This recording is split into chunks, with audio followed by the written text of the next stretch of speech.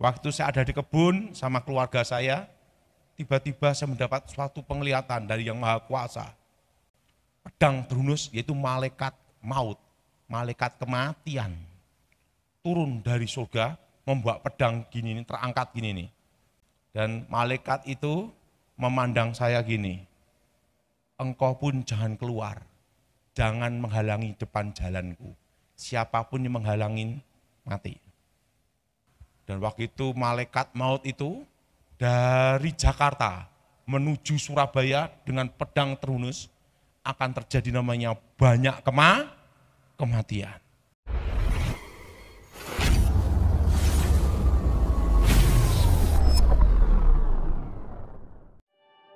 Shalom sahabat khotbah populer.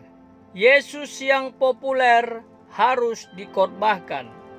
Tahukah sahabat bahwa apapun yang terjadi di bumi ini sudah Tuhan rancang. Bahkan sebelum dunia dijadikan.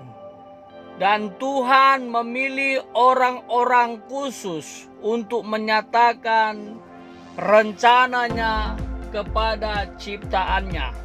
Dalam hal ini salah satunya adalah hambanya Evangelis Daud Tony yang diberikan sejak tahun 1997 sampai 2035. Mari kita ambil benang merahnya mengenai rencana Allah buat Indonesia, baik itu berkat maupun kutuk. Semoga memberkati. Tahun 96 saya lulus sekolah Alkitab, ranking 4, murid tinggal 4. Setelah itu saya ngambil keputusan untuk bisnis.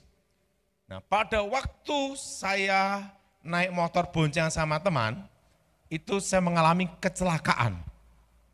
Motor lawan truk. Wah, roh saya dibawa ke satu tempat, yaitu surga. Saudara, di situ saya ketemu Tuhan Yesus. Ditunjukkan masa yang akan datang. Hal-hal yang akan terjadi sampai 2035. Itu tahun 97. Dan itu kelihatan seperti layar lebar, seperti kayak layar bioskop itu. Tapi besar sekali. Hari-hari yang akan terjadi. Di situ saya baru mengerti, apapun yang akan terjadi di muka bumi ini, itu sudah ada rekamannya, ada di surga. Hari-hari masa yang akan apa, datang. Nah, di situ saya suruh kembali dan diberitahu, ini tandanya. Nah, setelah itu, saya itu suara hancur. Saya ini semua alat musik bisa pegang, tapi tidak bisa main. Kalau saya nyanyi, yang tidur jadi bangun, yang bangun jadi bingung. Suara saya itu hancur. Saya dikasih tanda bahwa engkau pernah ada di sana. Yaitu diberi karunia lagu. Makanya saya ada beberapa lagu-lagu yang beredar di masyarakat. Ada yang namanya Kaki Rusa. Pernah dengar? Pernah dengar? Nah, hati yang hancur, awan kemuliaan. Nah, itu. Tahun 2009, waktu saya ngawal presiden, waktu itu di kediaman Cijantung Danjen Kopassus, Komando Pasukan Khusus. Almarhum Edi Wibowo, Danjen Kopassus berkata sama saya, Pak Daud kan mendapat suatu penglihatan yang diberikan oleh Isa alaihi wasallam, Isa al-Masih, tentang masa yang akan datang atas bangsa ini. Ini perlu untuk kita, supaya kita ada gambaran apa yang akan terjadi atas bangsa kita. Itu tahun 2009. Baik, Jenderal, kita panggil One Team Press, Dewan Pertimbangan Presiden. Itu 2009. Di kediaman Danjen Kopassus Cijantung. Setelah itu ketemu One Team Press itu di Cikias, dikumpulkan itu. Dan Jenderal Edi Wibowo berkata, tolong jangan ditutupin, buka semua. Supaya kita tahu arah kemana negara ini. Siap Jenderal. Anginnya akan datang di 2018, 19. Badainya datang di 2020. Ekonomi akan berhenti seluruh Indonesia. Dan setitik terang datang di 2023. Setitik terang datang di 2023. Dan pemulihan Indonesia 2035. Yes. Ini Jenderal, masa akan datang seperti ini. Ekonomi berhenti. Apa yang harus dilakukan dalam pesannya itu? Ada 3. Pertama, emas. Kedua, dolar.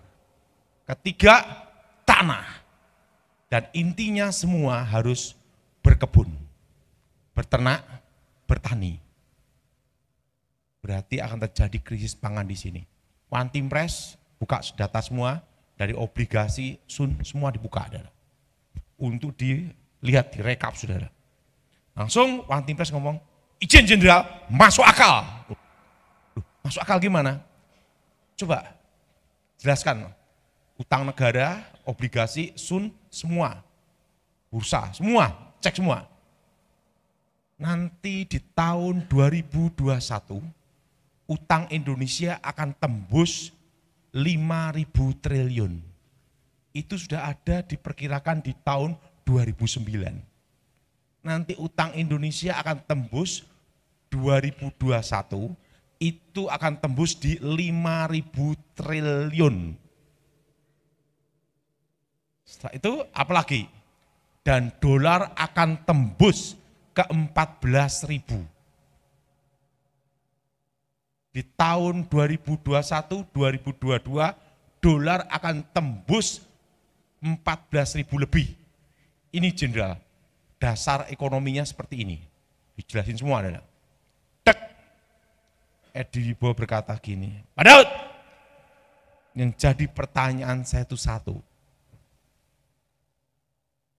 Bagaimana satu negara bisa berhenti semua ekonominya di tahun 2020?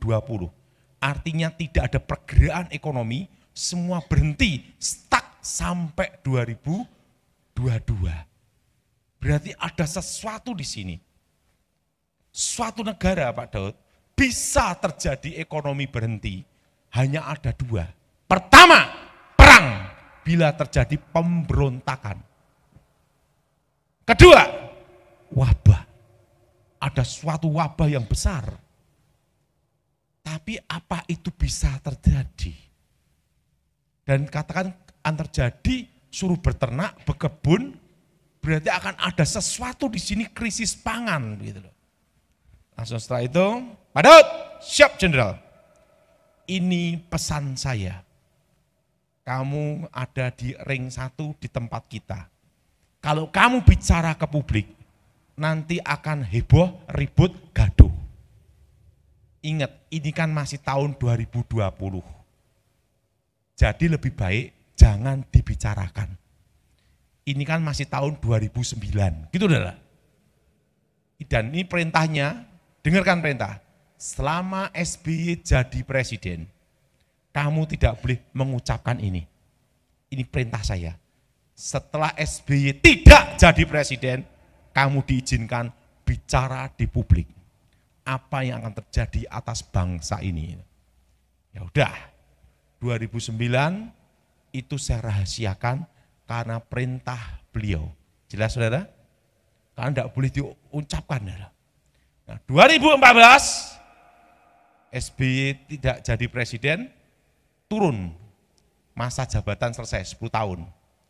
Masa transisi. 2014 saya ngomong sama Edi Wibowo, Jenderal, saya sudah tidak di ring 1 lagi, saya boleh tidak bicara tentang hal ini ke publik? Silakan. 2015 itu adalah. Untuk 2015 saya mulai khotbah di gereja-gereja. untuk menyiapkan badai akan datang. Apa saudara? Apa saudara? Badai akan apa? Badai akan apa?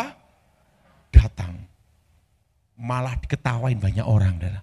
Karena ekonomi baik-baik saja, properti harganya bagus.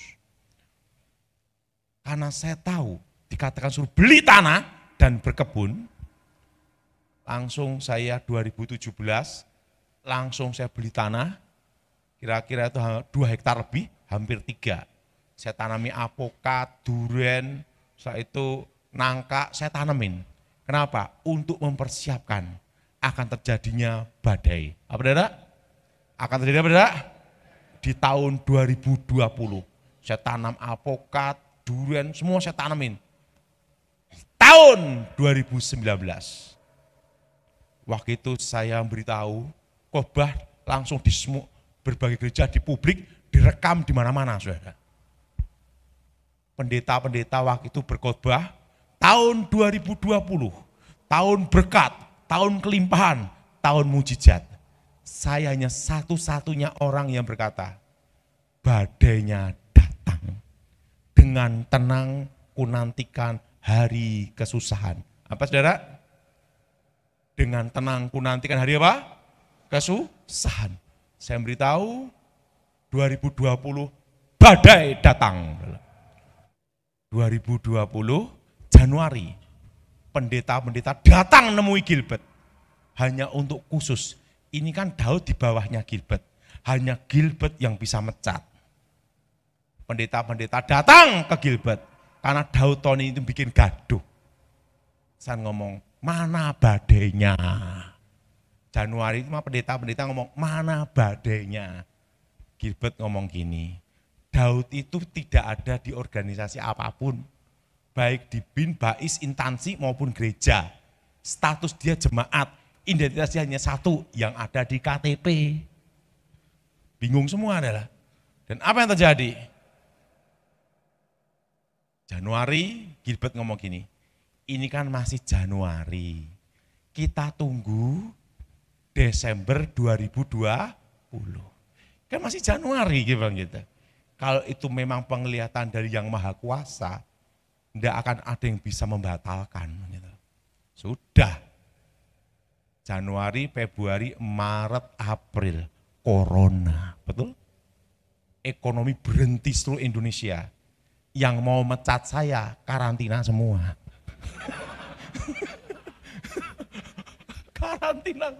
karantina semua. Wah, geger se-Indonesia. Karena apa? Satu-satunya orang yang berkata, badai akan ekonomi akan berhenti, seluruh Indonesia. Semua kegiatan berhenti, betul? Dan yang paling sakti itu orang Batuk. Bubar. Betul? Betul? Coba antri di ATM. Bubar, betul? Betul? Betul? 2020. Corona. Waktu itu semua pelayanan di stop, berhenti semua. Semua harus lewat online, betul? Nah, disitulah 2020 langsung seluruh Indonesia pada nungguin orang satu ini ngomong apa lagi. Wah, terus saya Zoom meeting sama Michael Gunawan. Waktu itu gerejanya jemaatnya sedikit masih ada. Saya beritahu, semua harus berkebun, berternak, bertani. Kondisi seperti ini, karena corona ini akan bermutasi selama 5 tahun. Dan puncaknya error. Siapa yang pernah mendengar saya khotbah itu di tahun 2020, angkat tangan. Nah, itu 2020. 5 tahun akan terjadi. Corona ini bermutasi terus dan puncaknya error. Dan kita semua akan belajar normal di tahun 2022. Itu pesan saya tahun 2020. Langsung saudara, yang dulu hanya yang datang di online 2 orang, 3 orang aja, langsung ribuan. Dan sekarang ini yang mendengarkan saya kalau saya khotbah atau Zoom, enggak banyak, 10 juta adalah. Karena apa? Tapi saya tetap tidak punya akun. Itu akunnya orang lain semua adalah. Karena itu seperti pesan dari almarhum Edi Wibowo, tidak boleh ada akun apapun di muka bumi. Adalah. Wah, geger semua adalah. Wah ini orang satu ini ngomong bener semua adalah. Wah, waktu itu saya sama Michael Gunawan meeting. Wah, nah, ini pesan yang sebenarnya untuk menghadapi tahun 2025-2026, saudara tidak boleh ada utang bank. Karena kita akan masuk resesi ekonomi di tahun 2025. Jelas? Jelas? Kalau udah terlanjur utang gimana? Segera dilunasin. Kalau belum bisa lunas, jangan nambah hutang lagi. Karena kondisi seperti ini masih sampai tahun 2026. Wah itu 2020, Michael Gunawan sama saya, orang dengerin semua. Disitulah saya berkebun, pelihara sapi, setelah itu nanam apokat, durian, sekarang udah panen durian musangking saya. Udah, karena mempersiapkan sejak tahun 2017 sebelum badai datang. Nah setelah itu, saya memberitahu semua supaya beli emas. Jadi saudara, saya beritahu, uang sedikit apapun saudara tabung untuk beli emas. 2021, tepatnya bulan Mei. Waktu saya ada di kebun sama keluarga saya, tiba-tiba saya mendapat suatu penglihatan dari Yang Maha Kuasa.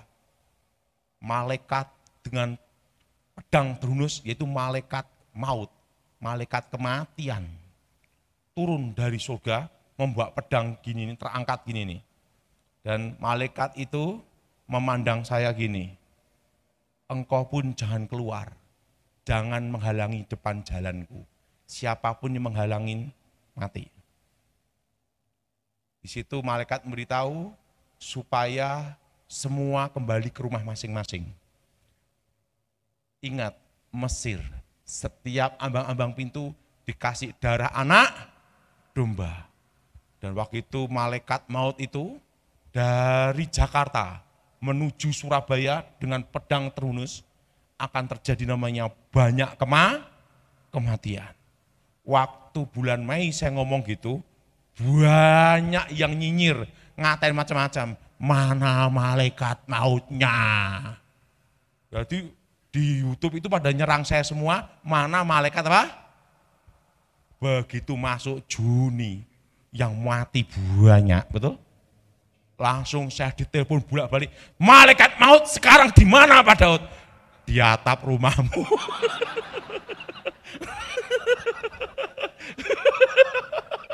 Wah. Wah itu 2021, semua ribut, semua heboh, betul? Betul? Hampir setiap menit ambulan, betul? Yang mati banyak, betul? Waktu itu bulan Juni, wah saya di kebun, saya beritakan, siapa yang pernah saya ngomong tentang malaikat maut, angkat tangan coba. Nah itu di 2021 itu, bulan Mei itulah. Wah Mei, Juni, Juli, wah begitu ada banyak kematian, tiba-tiba dengar suara dari langit yang maha kuasa. Bicara kepada malaikat maut, turunkan pedangmu. Itu bulan November. Pedangnya suruh apa? Turun. Langsung jelas, betul? Nah setelah itu, sejak itu banyak yang nunggu saya. Ini mau ngomong apa lagi? Wah, jadi waktu itu saya ngomong, tahun 2022 kita belajar normal. Belajar dulu adalah adaptasi, itu 2022. Nah setelah itu 2022, 2021 saya ngomong sama Jenderal Muldoko tahun 2022. Kenapa? Karena saya sudah tahu yang akan datang, siapa presidennya. Tapi saya tidak berani ngomong di publik 100% presidennya Prabowo.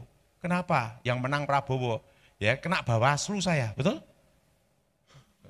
Makanya saya tahun 2022 ngomong di publik, jejak digital ada semua. Capres terkuat itu militer dari pasukan khusus. Kan tidak ada yang lain kecuali Prabowo.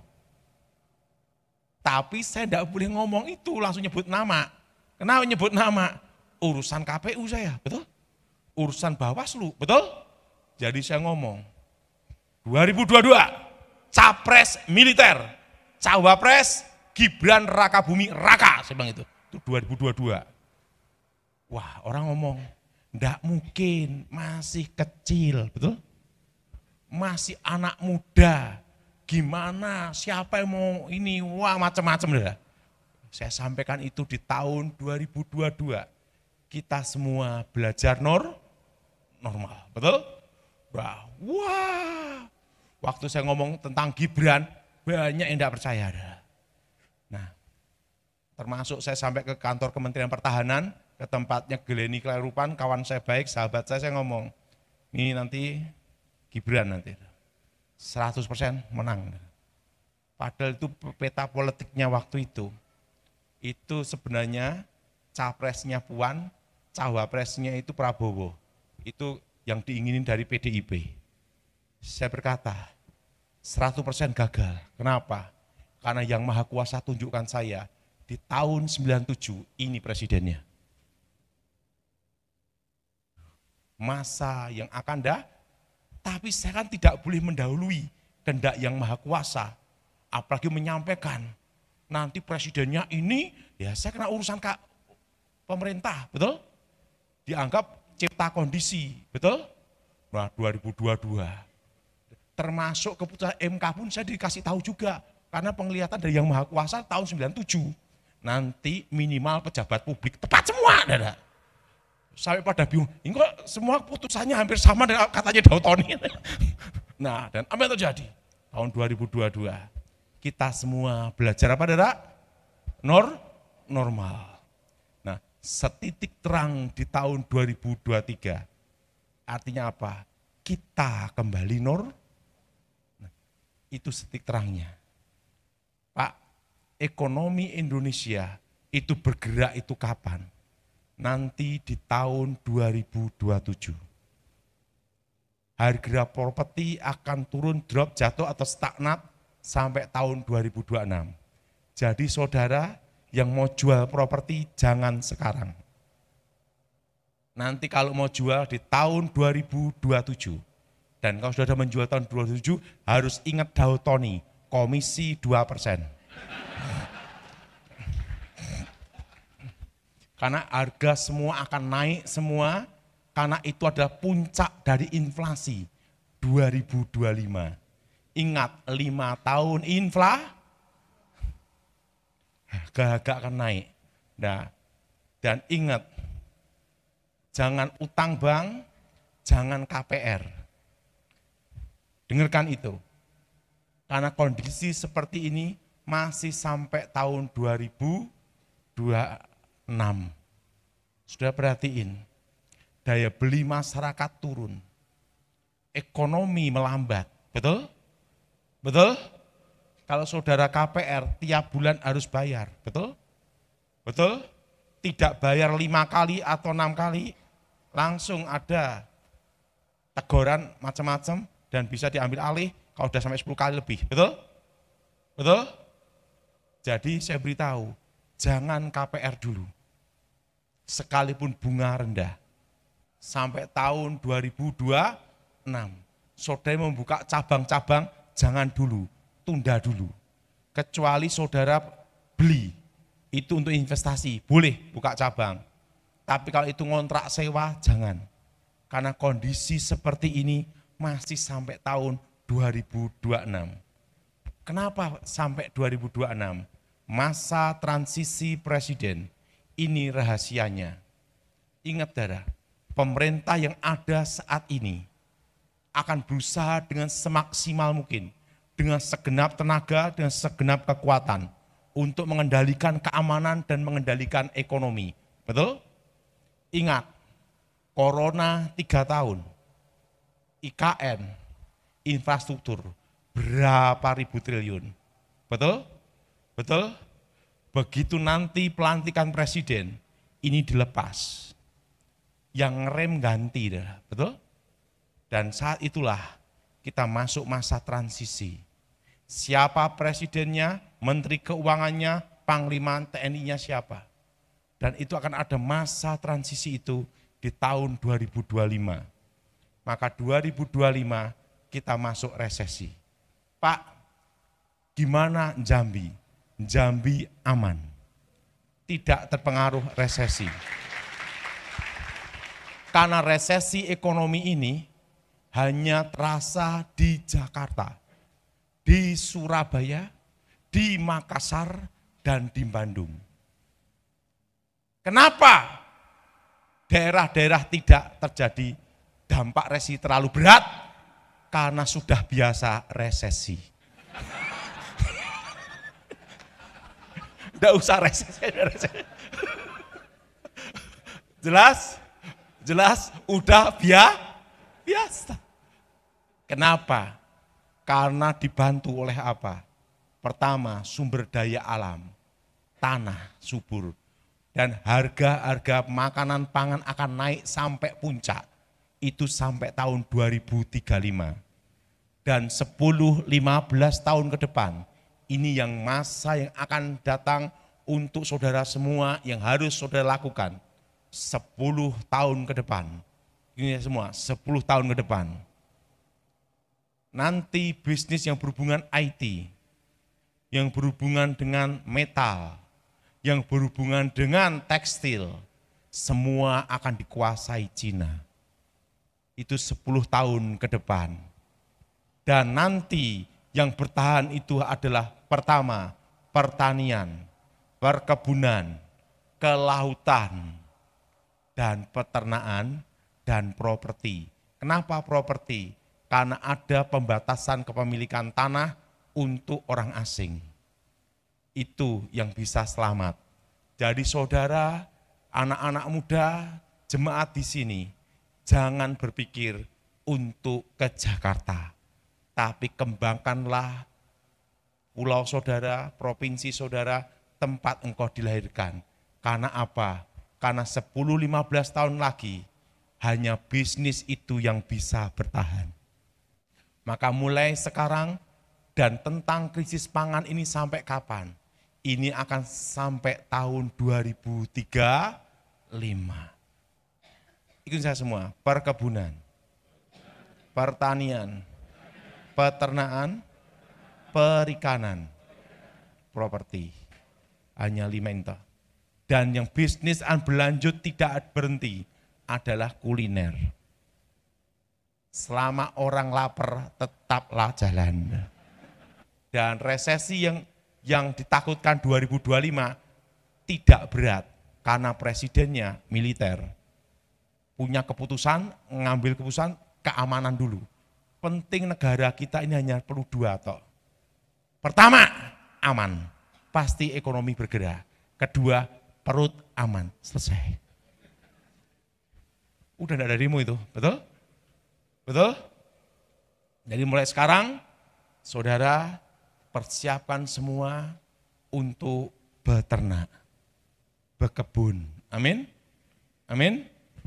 Bertani. Amin? Amin? Karena apa? Krisis pangan ini masih sampai tahun 2000 berapa? 35. Setelah 35, apa yang akan terjadi Pak Daud? Tidak tahu. Karena apa? Karena saya hanya diberitahu sampai batas 2035 aja. Kenapa saya tahu bakal terjadi ini? Karena itu sudah ada di tahun 97. Masa akan datang. Jelas? Jelas? Itu tahun 97 itu seperti layar lebar. Hari-hari akan terjadi, hari akan terbentuk. Bahkan saya bisa melihat calon istri saya dan anak saya, padahal saya belum ketemu istri saya.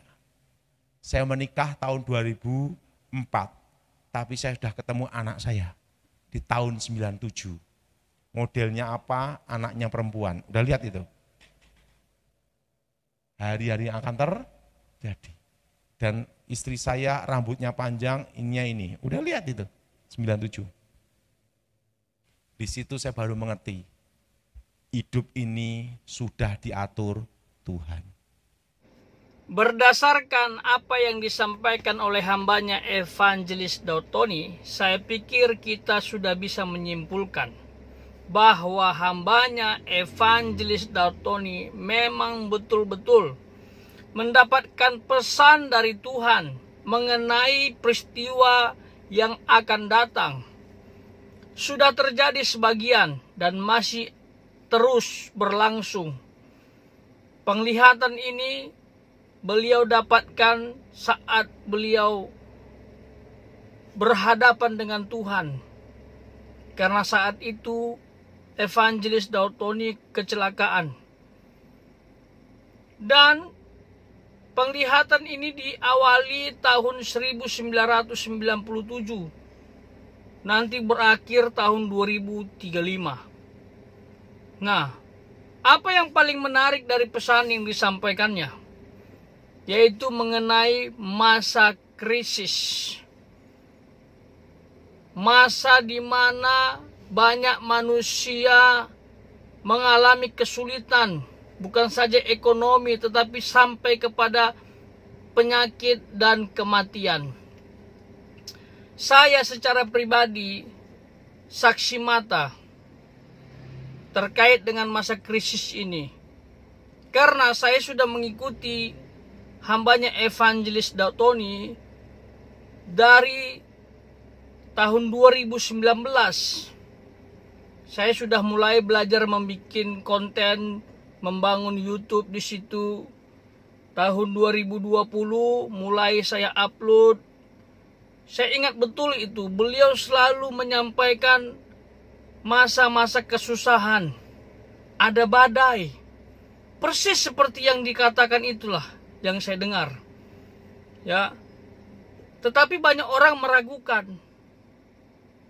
Banyak orang yang sinis, saya lihat di kolom komentar waktu saya kompilasi video beliau, itu negatif. Ada yang meragukan, siapa ini, siapa itu. Banyak kali omongmu kan gitu. Diam aja lah, sok tahu. Dan tidak sedikit hamba Tuhan yang mengatakan beliau sesat.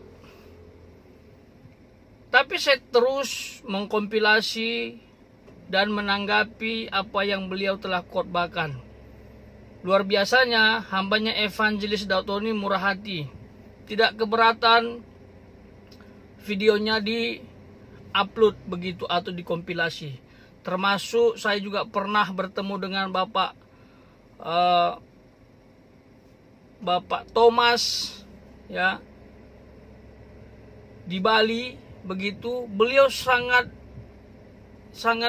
luar biasa. Ambil saja tidak apa-apa asal memberkati. Makanya kami sampai sekarang konsisten mengkompilasi video-video beliau. Jujur, kadang-kadang saya ada rasa ragu begitu. Tapi ada juga percaya. Nah, waktu pandemi atau corona melanda Indonesia, persis itu ya bulan 4 sampai Juni, di situ corona itu luar biasa mengerikan. Semua orang di rumah, aktivitas berhenti. Persis berhenti. Seperti saya pelayanan dari rumah. Nggak boleh lagi pelayanan keluar rumah. Bertemu sama orang yang saya didik secara spiritual. Atau secara rohani. Kenapa? Di mana-mana ada polisi. Di mana-mana ada pengamanan untuk membatasi sosial manusia. Itu. Di mana-mana kedengaran ada orang mati, serius. Menakutkan, tetangga sebelah pun ada aja yang mati. Ini jenis corona delta ini. Itu. Takut sekali, saya persis itu ingat itu bertahun-tahun. Bahkan saya sempat kena juga akhirnya. Tapi jenis corona yang Omikron, yang tidak terlalu berat begitu, tapi kita sudah kena vaksin juga kan, jadi saya pikir gejalanya tidak seperti Delta sebelumnya yang mematikan.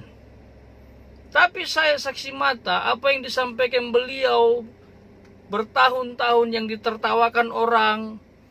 Banyak itu bertebaran di YouTube manapun yang mengatakan Daud Tony itu sesat, hamba Tuhan palsu, hamba Tuhan kok masih bisa lihat setan dan lain sebagainya. Saya ya bersyukurnya walaupun ada kadang keraguan tapi tidak mau menghakimi. Begitu. Cuman saya tertarik dengan apa yang beliau sampaikan begitu. Sampai dia pernah juga sampaikan ada malaikat maut itu betul dari Jakarta ke Surabaya itu. Di situ makin banyak orang meninggal. Di mana-mana ditunjukkan pakai kain kafan begitu, belum dikuburkan di satu tempat khususnya Jakarta itu. Dan wah, orang mati itu kayak nggak ada harganya gitu. Keluarga pun takut untuk bertemu dengan dengan mayat itu atau almarhum itu gitu. Dimakamkan pun secara online. Keluarga besar sebagian melihat secara online, tidak bisa datang. Kalau misalnya anaknya yang lagi bekerja di luar pulau melihat orang tuanya meninggal, ya online saja, karena dia tidak dikasih untuk mendatangi orang tuanya yang meninggal. Itu persis sekali, luar biasa mengerikan. Termasuk juga krisis terjadi itu. Bahkan ada negara yang sampai rakyatnya menduduki kantor pemerintahannya, presidennya dilengsarkan gara-gara inflasi ini. Itu. Jadi kita harus merenung, jangan cepat menghakimi. Ya. Barangkali memang Tuhan sedang pakai beliau. Kita menghakimi kan itu artinya kan membatasi kuasa Tuhan bisa memakai siapapun. Dan buktinya sekarang. Dan termasuk pemimpin Indonesia. Banyak itu kalau sahabat mau lihat, telusuri, banyak channel atau video yang saya sudah upload terkait dengan calon presiden terkuat adalah militer. Coba, kandidat sudah ada di situ calonnya. Sudah mulai setiap partai itu saling sharing, saling menyampaikan calon yang tepat untuk bergandengan dengan si A, dengan si B. Itu sudah menonjol itu. 3 yang menonjol itu waktu itu. Ada Pak Anies, ada Pak Ganjar yang diisukan diangkat oleh Bapak Jokowi. Dan ada Pak Prabowo, itu belum diangkat oleh Pak Jokowi tuh. Pak Jokowi masih dengan Bu Mega itu. Informasinya kan berharap Pak Prabowo presiden, Pak Ganjar wakil gitu kan, atau Pak Prabowo presiden, Ibu Puan yang wakil begitu. Ya banyaklah calon-calon yang berusaha disatukan, dipisahkan dan lain sebagainya. Itu disampaikan. Dan akhirnya juga beliau tegaskan bahwa wakil yang paling bagus dari semuanya, termasuk disebutkan Bapak Muldoko, yang lain-lain juga disebutkan banyak sekali, yang paling kuat adalah Gibran. Padahal saat itu Gibran dianggap belum cukup umur. Ya, untuk masalah MK mengubah ini aturan sehingga Gibran bisa jadi wakil, ya itu urusanlah MK ya dan pemerintah. Saya pikir Tuhan bisa pakai siapa saja, Tuhan bisa lakukan apa saja untuk rencananya terpenuhi. Manusia satu pun tidak ada yang bisa membatasi. Jangan merasa hebat kita membatasi kuasa Tuhan, nggak mungkin. Tuhan bisa lakukan apapun. Tuhan bisa pakai burung gagak itu untuk kasih makan Elia. Kenapa nggak pakai manusia? Nah, itu rahasia Tuhan. Tuhan mau tunjukkan burung gagak pun bisa kupakai. Gitu.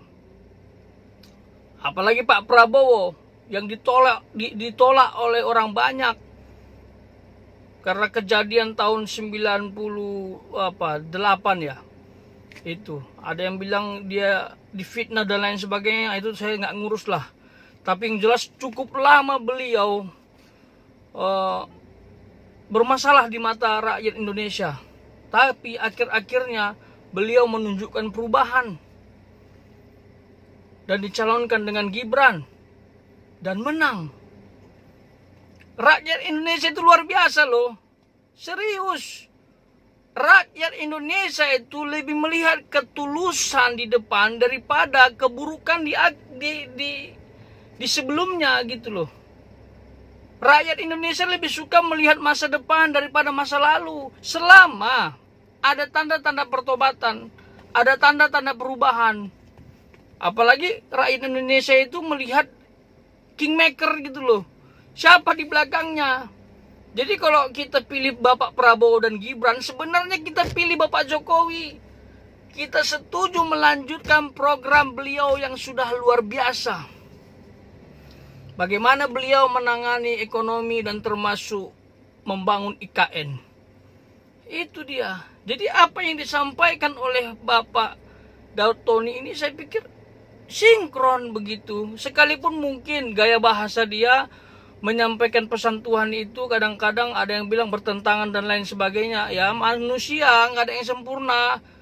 Manusia punya keterbatasan begitu. Tapi saya pikir apa yang disampaikan itu terjadi.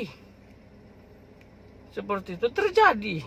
Silakan dicek. Banyak sekali informasi yang disampaikan beliau. Konten-konten atau channel-channel yang mengangkat Daud Tony banyak sekali. Hampir persis pesannya. Ada inflasi, ada musibah yaitu COVID-19, dan ada juga pergantian kepemimpinan. Gitu. Ya, saya pikir sih apa yang disampaikan ini kita doakan. Kalau Tuhan tidak berkehendak, pasti Tuhan akan belokkan. Tapi mengapa apa yang disampaikannya persis? Coba. Apakah mungkin segala sesuatu terjadi di muka bumi ini tanpa sepengetahuan Tuhan, tanpa seizin Tuhan, atau tanpa kontrol Tuhan? Silakan isi di kolom komentar. Saya pikir semua dalam koridor Tuhan, pengetahuan Tuhan, campur tangan Tuhan, bahkan Tuhan sendiri yang kontrol. Karena ada firman Tuhan yang mengatakan bahwa tidak ada pemerintah tanpa Tuhan yang tentukan. Semua pemerintah itu Tuhan yang menentukan. Baik itu tidak percaya kepada Tuhan Yesus maupun percaya kepada Tuhan Yesus. Tuhan nggak ngurus, Tuhan bisa pakai siapapun. Tuhan bisa pakai Raja Kores untuk mengembalikan bangsa Israel dari perbudakan, padahal dia tidak mengenal Allah. Itu rahasia Allah itu kadang-kadang kita sulit selami. Hanya sebagian kecil kita dapat pahami dan dia bocorkan, yaitu melalui Alkitab dan alam semesta. Sisanya banyaklah berdoa, banyaklah bertanya, Tuhan inikah rencanamu? Inikah rencanamu? Jangan cepat menghakimi orang sesat. Jangan, ya. Kita beri ruang seperti itu. Biar Tuhan saja yang kendalikan orang tertentu atau orang tersebut. Kalau sesat ya Tuhan yang menghancurkan.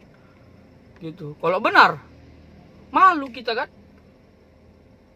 Tapi saya pikir apa yang disampaikan hamba Tuhan yang lain dan apa yang disampaikan hambanya evangelis Daud Tony, saya pikir bisa dikatakan saling melengkapi lah. Nggak bisa juga dibilang bertentangan. Mungkin si A mengatakan tentang berkat Tuhan, kelimpahan. Dari sisi anak Tuhan yang sedang mengalami masalah. Toh juga kan ada berkat. Ada juga pertolongan Tuhan dalam masalah kan. Nah itu. Jadi mungkin Daud Tony sedang menyampaikan dari segi musibahnya, dari segi masalahnya. Tapi hamba Tuhan yang lain menyampaikan dari segi pertolongannya. Sehingga difokuskan ada kelimpahan, ada mujizat. Gitu. Ya satukan aja pesan mereka, kan saling melengkapi. Bahwa Tuhan menolong setiap hambanya, umatnya dalam kesusahan. Saya pikir ini saja yang saya bisa tambahkan. Saya sangat diberkati dan kita lihat ya, dan persiapkan dirimu ya, tidak ada salahnya mempersiapkan diri berdasarkan apa yang disampaikan oleh hambanya Evangelis Daud Tony, daripada nanti kaget mengalami dan mengatakan, oh benar Daud Tony. Tuhan memberkati sahabat semuanya.